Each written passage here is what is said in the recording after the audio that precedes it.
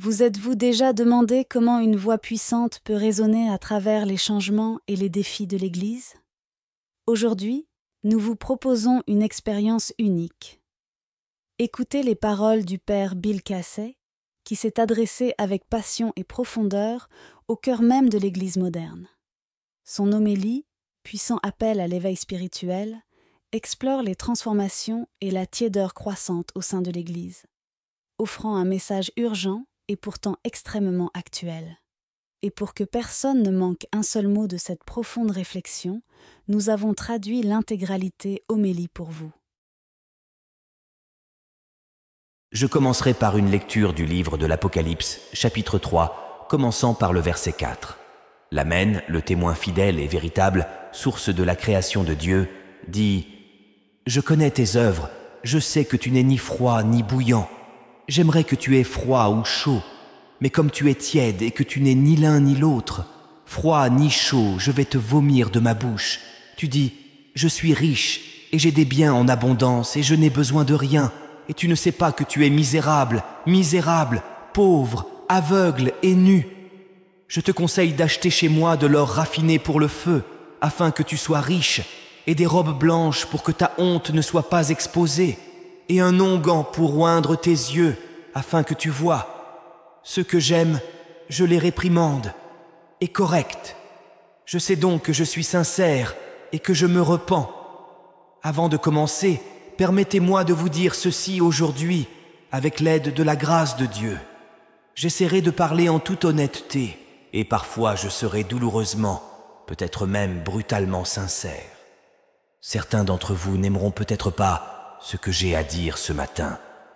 Mais les moments difficiles appellent des mots durs et un amour dur. Si vous êtes venus ce matin en espérant vous sentir bien et émotionnellement exalté, je pense que vous serez déçus. Si j'offense quelqu'un, je m'en excuse d'avance. Mais il y a certaines choses qui, selon moi, doivent être dites, des choses qui ont été trop longtemps négligées. Et il me semble qu'à ce stade, nous, prêtres, n'avons rien à perdre. Saint Paul écrivait dans la 2e lettre aux Corinthiens « Mes frères, suis-je devenu votre ennemi en vous disant la vérité ?» Je crois qu'il existe un sentiment d'urgence qui doit prévaloir parmi les hommes et les femmes de foi si l'on veut que l'Église dans ce pays continue de fonctionner efficacement. Si jamais nous voulons changer cette situation, une chose est sûre, ce ne sera pas facile. À moins que vous n'ayez vécu sur une autre planète au cours de la dernière année, vous savez que l'Église en Amérique a été gravement touchée par des scandales.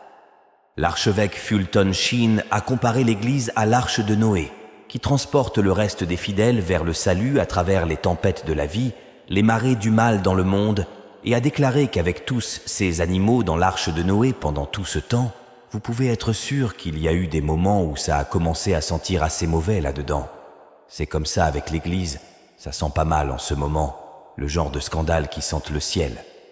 Aujourd'hui, nous sommes à moins de 3 ans du nouveau millénaire, et il semble que presque personne ne parle d'évangélisation, car tout le monde parle de scandales.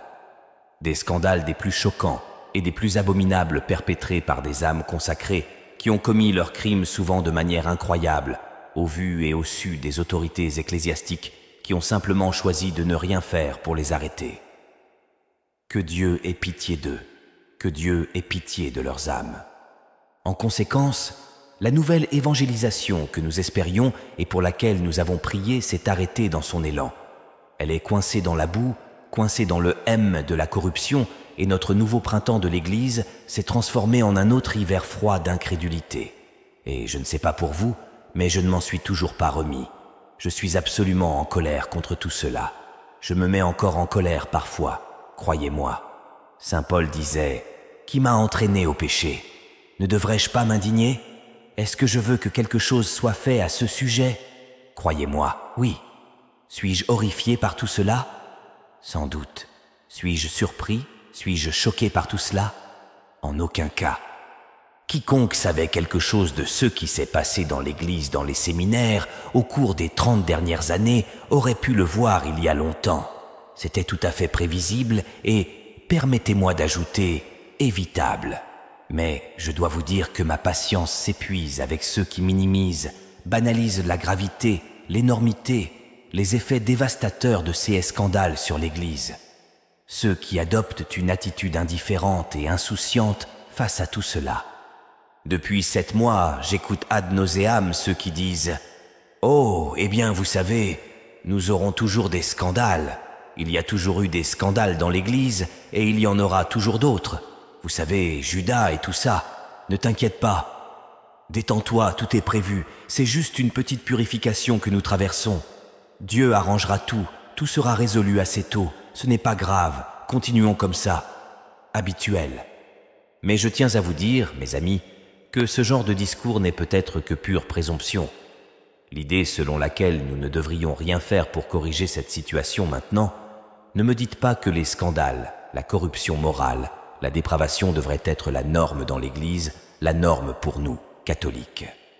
Si nous acceptons passivement cette idée, il y a quelque chose qui ne va pas chez nous. Permettez-moi d'utiliser cette analogie. Supposons que vous soyez un jour à la maison avec votre famille et que soudain vos enfants courent dans le salon en criant et en disant que votre maison est en feu. Que ferais-tu? Comment réagiriez-vous face à cette situation? Voudriez-vous vous asseoir tranquillement et dire « Oh, eh bien, vous savez, il y a toujours eu des incendies, il y en aura toujours davantage. Les incendies sont fréquents, ne nous inquiétez pas, quelqu'un va les éteindre. Dieu finira par l'éteindre. Cela s'éteindra tout seul? Est-ce ce que vous feriez? Combien d'entre vous réagiraient de cette façon avec leur maison en feu? Mes amis, l'Église est notre maison spirituelle et notre maison est en danger. Oui, Jésus a promis que les portes de l'enfer ne prévaudraient pas contre son Église, mais il n'a pas promis qu'elle survivrait ici. Et si vous n'y croyez pas, pensez à tous ces endroits dans le monde, à toutes ces nations qui étaient autrefois entièrement catholiques, où maintenant la vraie foi est morte. Pensez à l'Afrique du Nord, pensez à tous ces endroits d'Asie mineure où Saint Paul a prêché, pensez à la Scandinavie, pensez à l'Angleterre, à l'Écosse, à la Hollande, au nord de l'Allemagne. Ne pensez pas que cela ne peut pas arriver ici. Je vous le dis, cela peut arriver. Le scandale provoque la perte d'âme, d'amis. C'est la pire chose qui puisse arriver dans l'ordre de la création. Il n'y a rien que vous puissiez me citer dans l'ordre de la création de Dieu qui soit pire que la perte d'une âme. Quels sont les effets intrinsèques du scandale? Tout d'abord, le scandale détruit la foi des âmes faibles. Le scandale détruit l'image publique de l'Église et en particulier d'un prêtre. Le scandale rend le travail d'évangélisation extrêmement difficile, voire impossible dans de nombreux CA.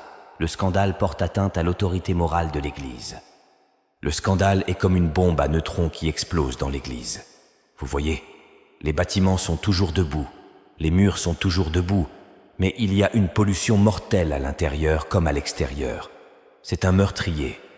C'est pourquoi les saints et les docteurs de l'Église étaient tous d'accord pour dire que le scandale, un scandale impliquant des prêtres impurs, est la pire chose qui soit.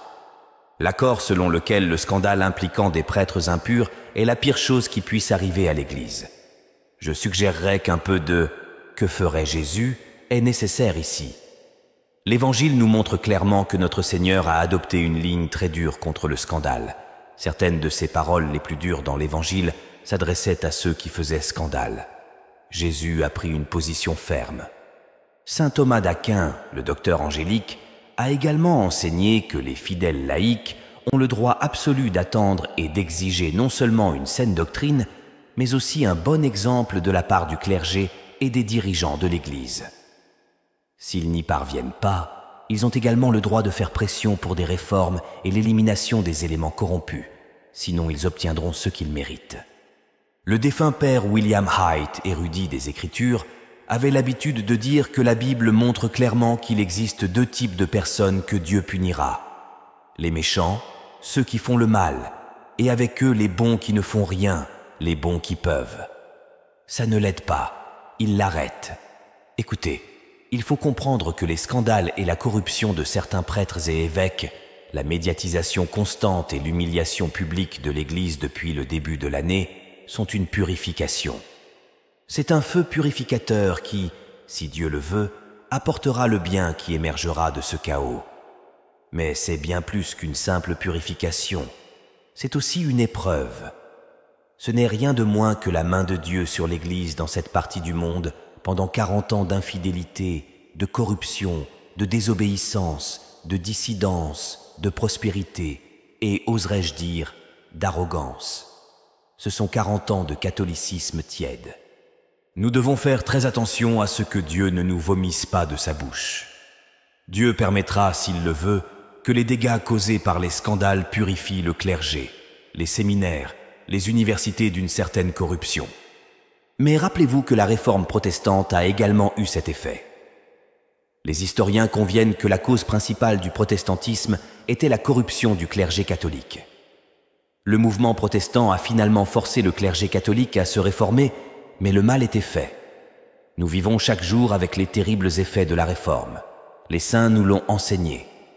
Saint Robert Bellarmine disait au XVIIe siècle « La réforme protestante est un châtiment de Dieu à cause des péchés des prêtres. » Saint Jean Eudes, apôtre de la Sainte Eucharistie, a dit « Le signe le plus sûr que Dieu est profondément en colère contre son peuple, c'est lorsqu'il le laisse tomber entre les mains d'un clergé corrompu.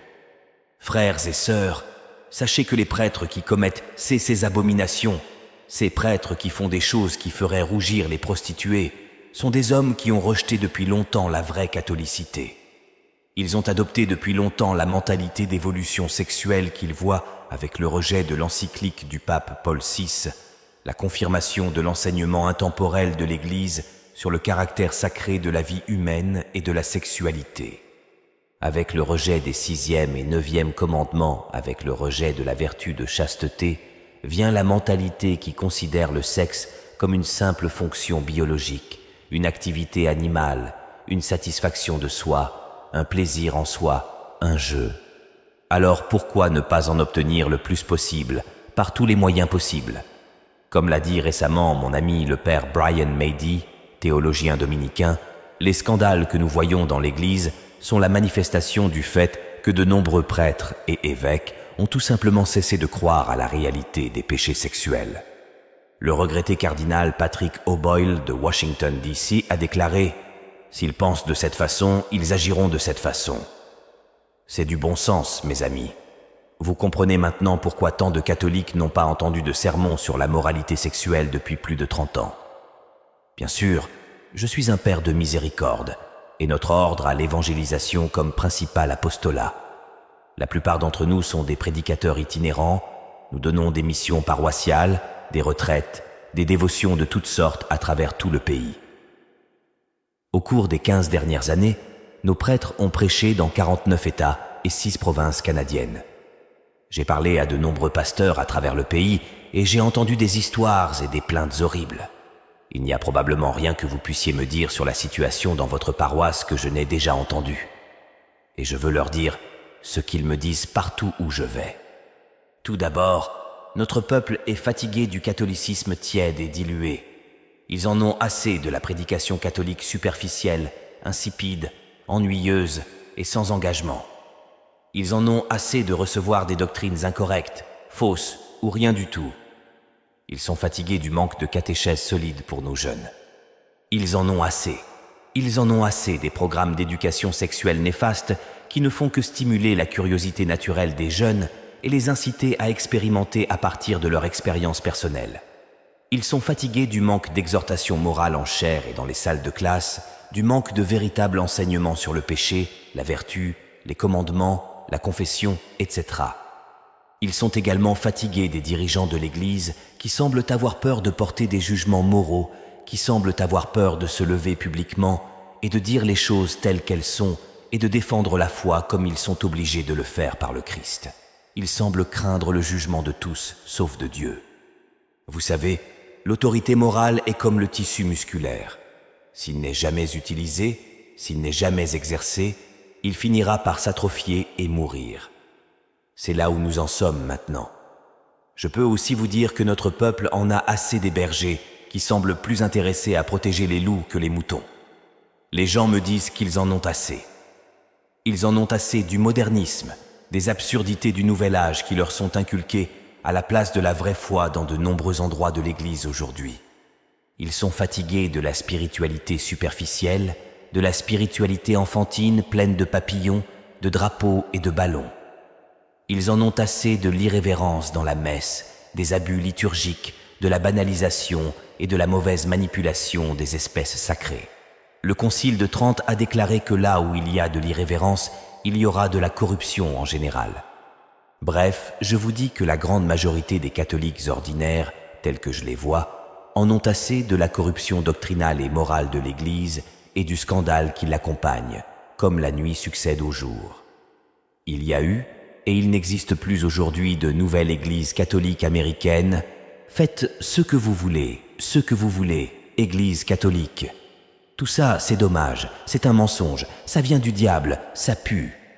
Leur corruption pue jusqu'au ciel, et si nous ne l'arrêtons pas, tôt ou tard, d'une manière ou d'une autre, appelez-la comme vous voulez, elle se présente sous de nombreuses formes différentes, avec de nombreux noms et de nombreux déguisements différents. Appelez cela un catholicisme tiède, une cafétéria.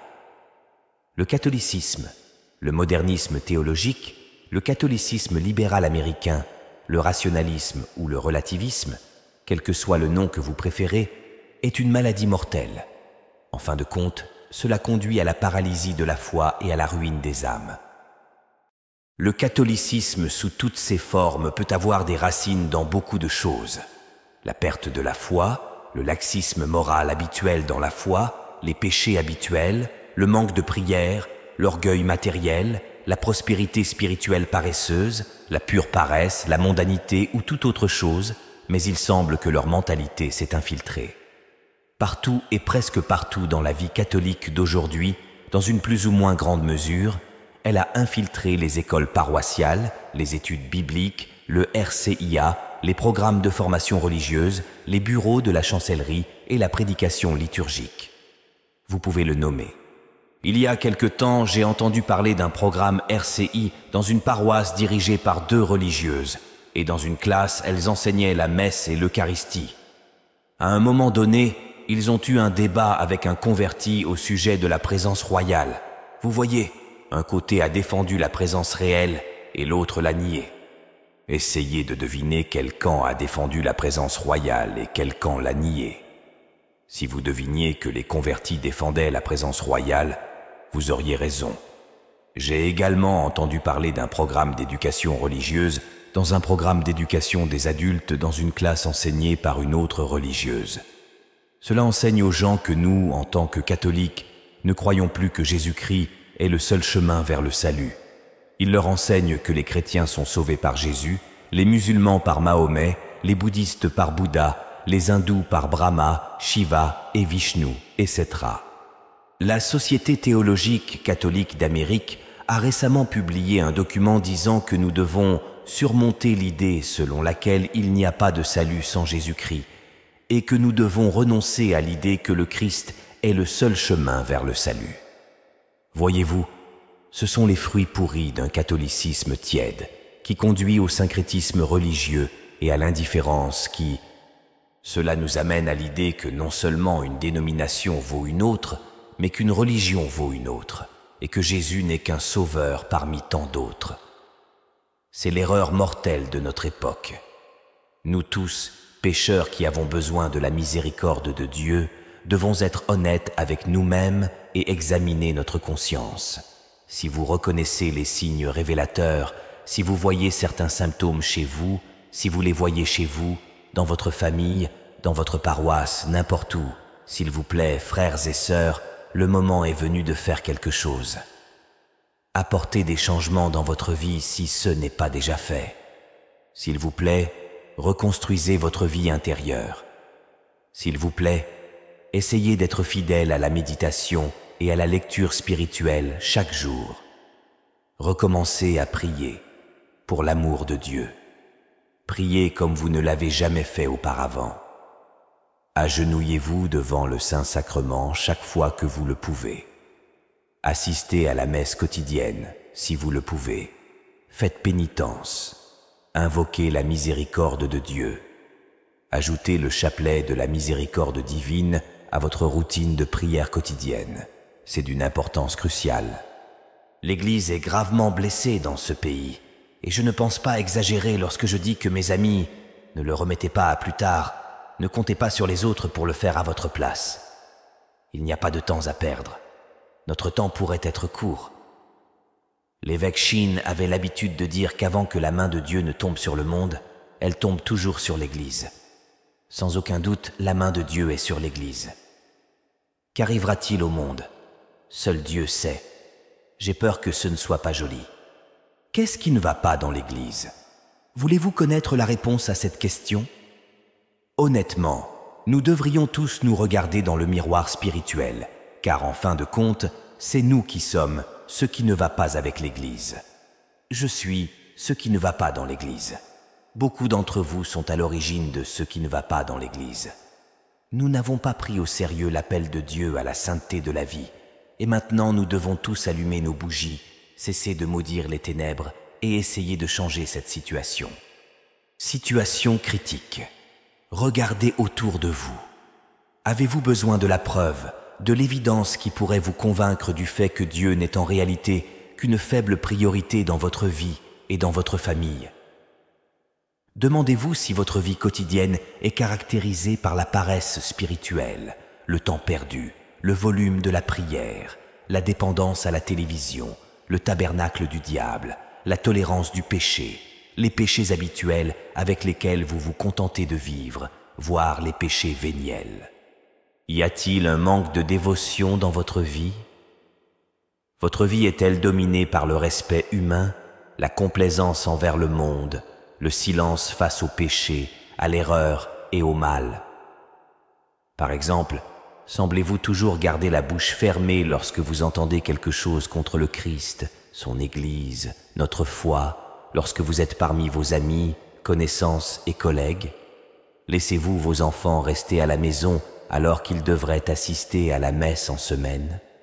Leur permettez-vous de manquer la messe du dimanche? Restez-vous vous-même à l'écart, vous contentant de violer le 3e commandement et de vivre dans le péché mortel? Votre foi catholique s'effondre-t-elle dès que vous mettez le pied dans un isoloir? Votez-vous pour l'avortement? Votez-vous pour le paganisme? Pensez-vous que Dieu ne voit pas? Donnez-vous le mauvais exemple à vos enfants? Y a-t-il un manque de charité? Est-ce que vous vous disputez, bavardez et utilisez un langage grossier les uns avec les autres? Vivez-vous vous-même la vertu de chasteté? Êtes-vous chaste non seulement de corps, mais aussi d'esprit et d'âme? Y a-t-il une sorte d'idolâtrie spirituelle fonctionnelle autour de vous que vous ne voulez pas voir?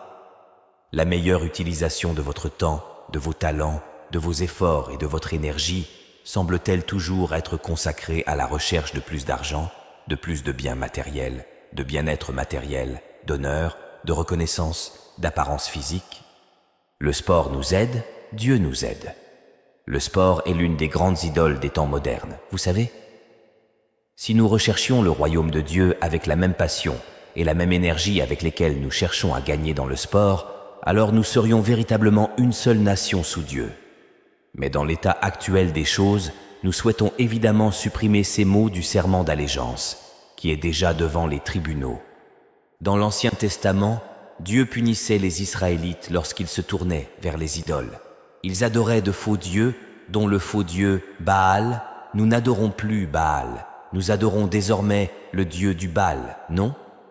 Vous savez, pour beaucoup, ce n'est plus « tu aimeras le Seigneur ton Dieu de tout ton cœur », mais désormais « tu aimeras les Yankees de New York de tout ton cœur, de toute ton âme, de tout ton esprit et de toute ta force ».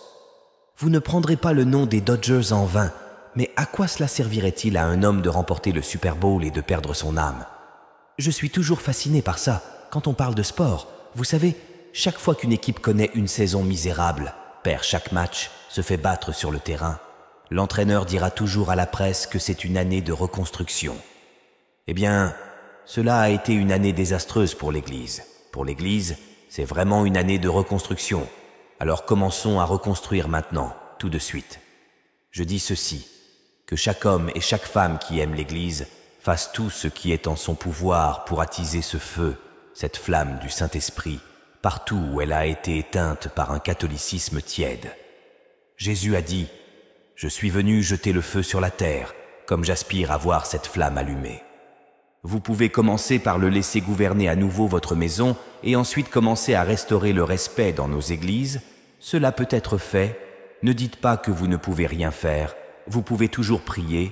S'ils ne vous écoutent pas, priez, priez et priez encore pour que Dieu les aide. Changez-les ou déplacez-les. Ça marche.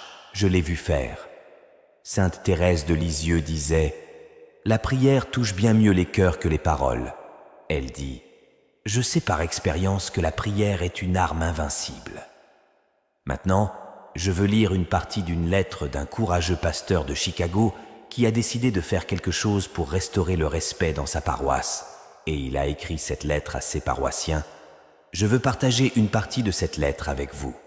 Le curé a écrit « Si nous ne croyons pas à la présence réelle, il vaut mieux fermer l'église et louer l'espace. » Je crois qu'une grande partie de l'expérience liturgique commencée il y a 30 ans a échoué. Nous ne sommes pas plus saints, nous ne sommes pas plus centrés sur le Christ qu'à l'époque. En fait, nous sommes confrontés à une génération de jeunes qui sont en grande partie perdus pour l'Église. Parce que nous ne leur avons pas fait le don précieux qui est au cœur du catholicisme, la présence réelle de Jésus. La messe est simplement devenue un drame, un véhicule pour tout programme à la mode à l'époque. Le bâtiment de l'église n'est plus un lieu de rencontre avec le Seigneur, mais une sorte de centre social. Ce n'est pas un lieu de prière, mais un lieu de conversation. L'expérience a échoué, nous avons perdu le sens du sacré qui était autrefois la marque du culte catholique. Le comportement de nombreuses personnes dans l'église est scandaleux. À la fin de la messe, il est impossible de passer du temps en prière. Le niveau de bruit atteint un niveau auquel on pourrait s'attendre lors d'un événement sportif.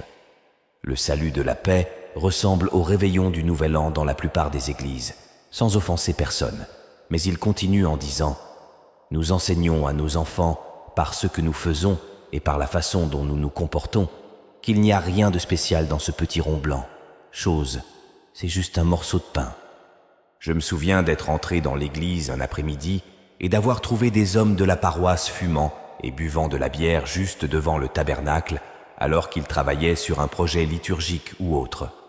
Après la messe, les cendriers étaient remplis de mégots de cigarettes et d'emballages de chewing-gum, de jouets cassés apportés pour divertir les enfants agités et de toutes sortes de saletés.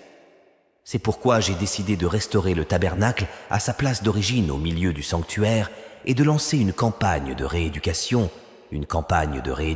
sur le caractère sacré du culte et le sens de la présence royale.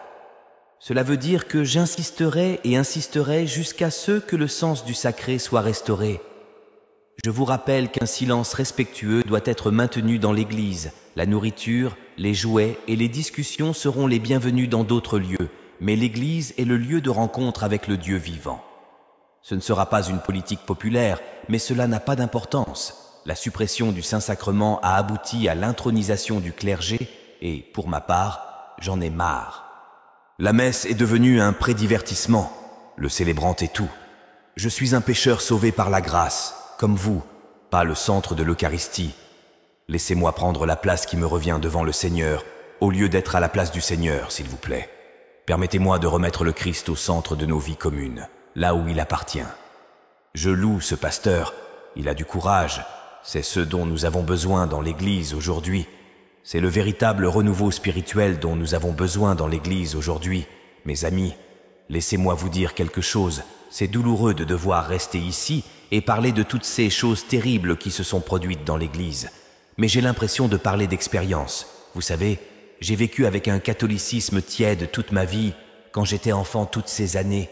Je peux honnêtement vous dire que je ne me souviens pas avoir entendu quoi que ce soit pendant la messe. Rien de la chair qui m'ait ému, qui m'ait éclairé sur ma foi catholique, rien qui m'ait donné envie d'aimer davantage, d'en savoir plus, de prier davantage. Cela semblait si mort, si riche, si incroyablement sublime et si beau, mais beaucoup d'entre nous ne savaient même pas qu'il existait. J'ai l'impression qu'on nous a volé la beauté, la majesté, la vérité éternelle de notre foi, la beauté de notre culte sacré. Il est maintenant temps de changer les choses. Nous ne pouvons pas répéter les erreurs du passé. Je ne suis pas venu ici ce week-end pour te dire ce que tu veux entendre. Je ne suis pas venu ici pour te faire du bien ou te chatouiller les oreilles. Je suis venu ici pour te dire la vérité. Honnêtement, je suis venu ici pour vous éclairer, pour allumer un feu sur vous.